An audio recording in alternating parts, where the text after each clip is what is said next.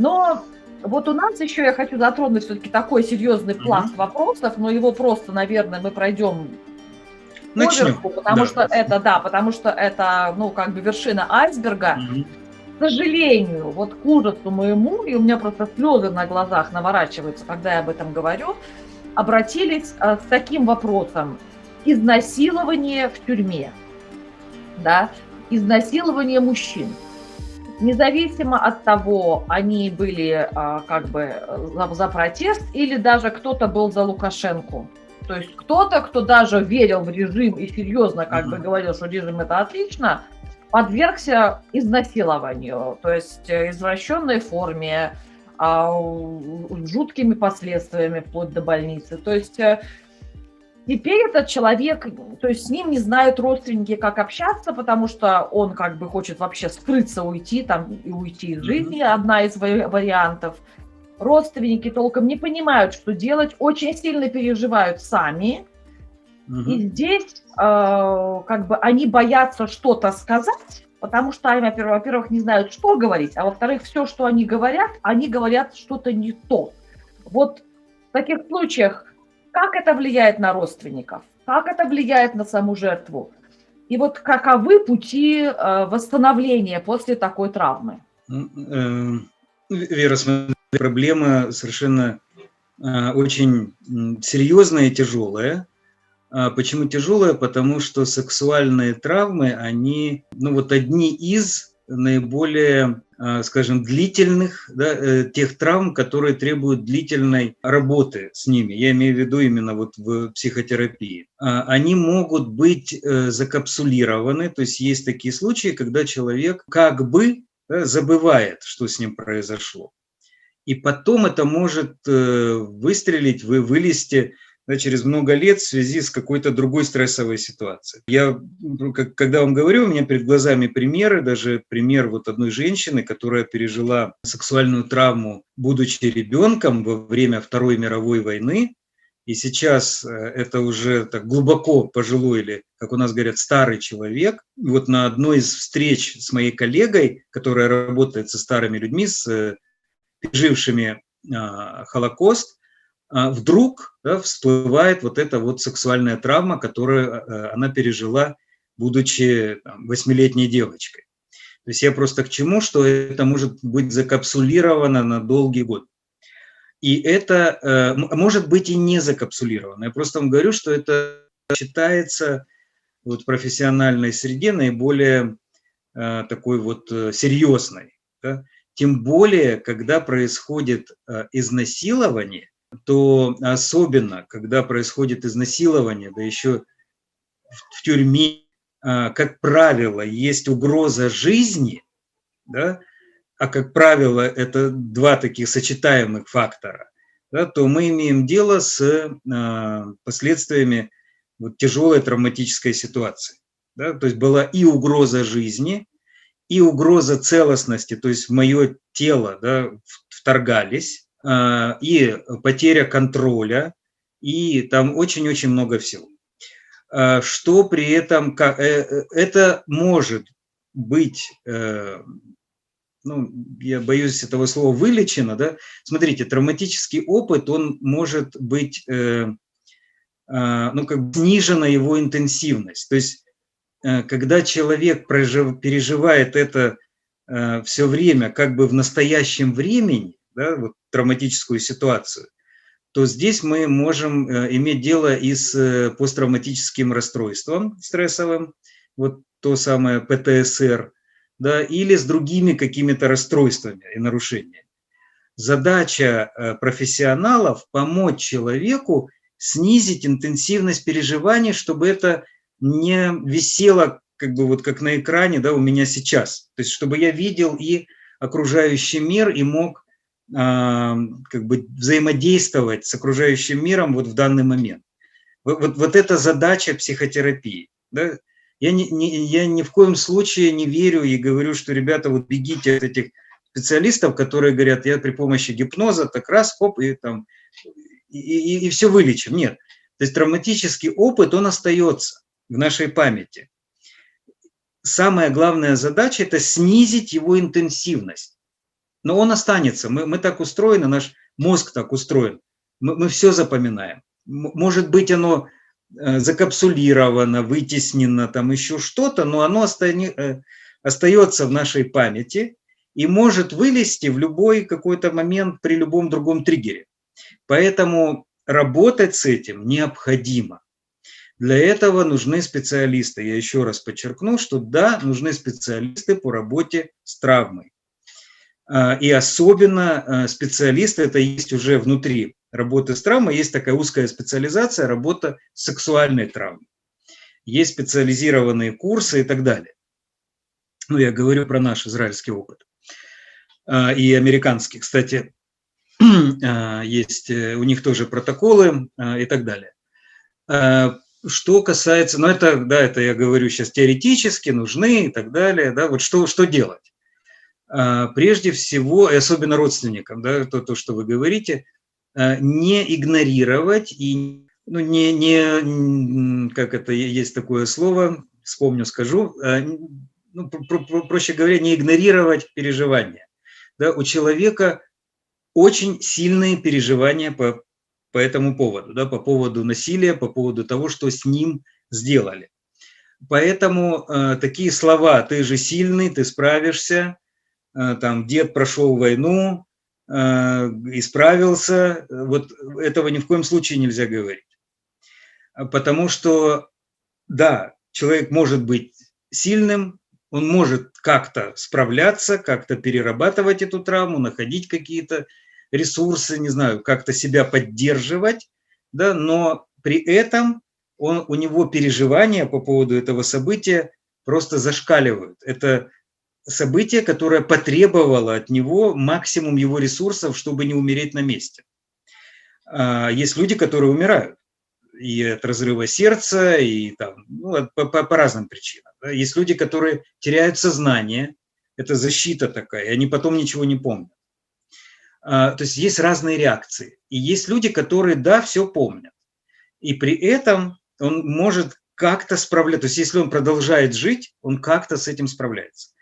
Поэтому понимать, да, что с ним происходят какие-то чудовищные, очень сильные переживания, необходимо. Да, и ни в коем случае не игнорировать их, не снижать их, да, не... Хочется сказать, не обесценивать. Не обесценивать. Спасибо. Вы мне подсказали слово, у меня оно вертелось на другом языке, я не хотела его произносить. Потому что я помню, что когда-то я слушала какого-то милиционера, который говорил: главное снизить значимость происходящего. Не трогай, не было, там, ай, хай себе. Изнасиловали, у всех изнасиловали, не трогай, и ты такая же. Ну вот что-то вот такое. Я подумала, какая дикость. Девушка не знает, как жить. А ей говорят: да, ну все доброго, нормально. Переживешь, переживешь. И не такое переживешь. А кто-то еще говорит что-то типа: так о природах как будет? Еще ж хуже. То есть природа будет хуже. И все, и закрепили ей уже, там много чего накидали, еще и связали с родами.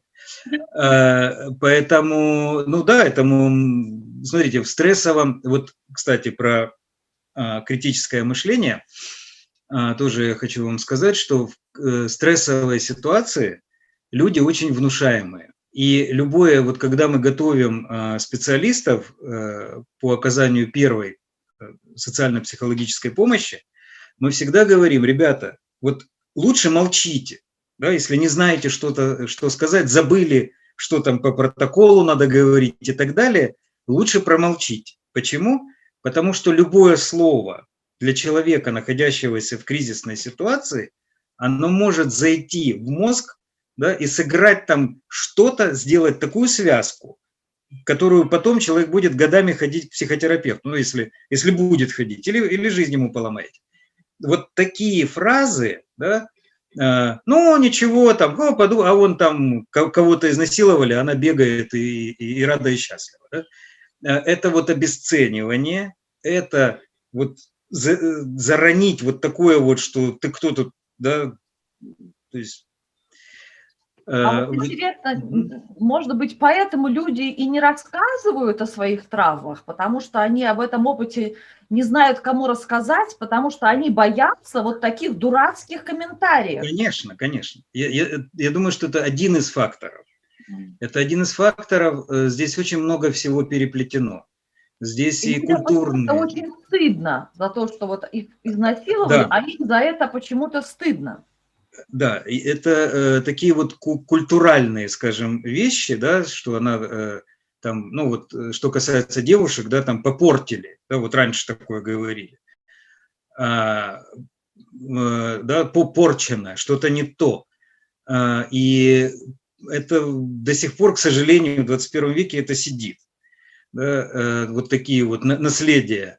Есть еще страх того, что люди не поймут, да, и не то, что не поймут, а именно вот обесценят и что-то такое скажут. Есть еще тоже бытующее, к сожалению, такое, что сама виновата.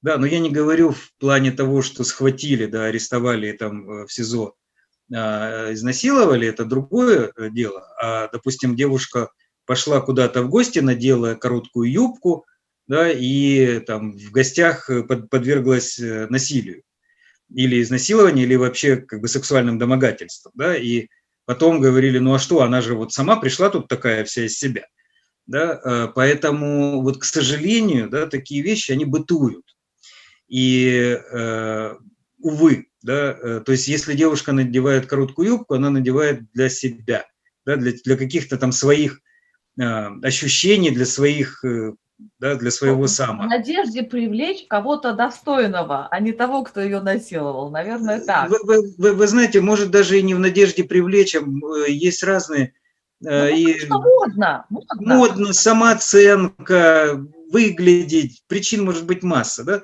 Я просто веду к тому, что, говорю это всегда о том, кстати, вот в Израиле я работал одно время с подростками, которые приехали на учебу из бывшего Союза. И у нас была такая тема вот по поводу сексуального поведения. Да, и вот как раз вот эту тему мы обсуждали, что это не для тебя, да, это не... То есть если тебе ртом не сказали, да, там, пойдем, вот я там готова, и да, давай займемся сексом, да, то как бы это еще ничего не значит, да, это ты приступил закон. То есть, ну, по крайней мере, в Израиле это работает вот так, да, то есть ты полез без согласия, все, будь здоров, отвечай. У нас таким образом вот сидел, я не знаю, выпустили или нет, бывший президент, Мгм. на минуточку. Вот. Поэтому, ну и большие там чины тоже. Поэтому, да, это право на самовыражение и так далее. Поэтому в культурах, вот особенно постсоветских, да, это очень сильно сидит. То есть девушки боятся говорить, потому что ее еще и обвинят. Ну, это да, это вот как бы про девушек, но вот Мгм. ужас именно вот белорусского вот изнасилования в том, что изнасиловали большое количество мужчин, причем в обстановках, когда это было даже не как бы насилие было сексуальным, но с несексуальным подтекстом, а с подтекстом нанести ущерб психике, Унизить, да. унизить, Да, оскорбить, да. заставить, ну, как бы, Мгм. наверное, заставить пересмотреть взгляды на самого себя с целью того, чтобы человек Сломать. почувствовал, да, Смотрите, сломать. это, давайте называть вещи своими именами, это когда происходит насилие с помощью каких-то предметов, да, это именно вот ломать человека. И для мужчин во многом, еще раз, да, тут очень много факторов, и в том числе культуральные такие вот факторы, и особенно играют вот такие вот, ну, некие базовые моменты, да, что вот мужчина, да, еще и если есть какая-то гомофобия в обществе, да, то есть, ну, там все, да, там очень много всего.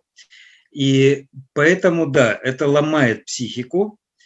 Но, еще раз, я хочу сказать, что люди с этим могут справляться. Это не там, процесс недели, месяца и так далее. И здесь вот простыми такими вот рекомендациями, вот как я вам рассказывал про ресурсные каналы, да, не обойтись. Нужен комплекс мер, может быть, понадобится и медикаментозная поддержка, если человек не спит, если у него кошмары, если навязчивые мысли и так далее. То есть это должен быть такой комплексный подход.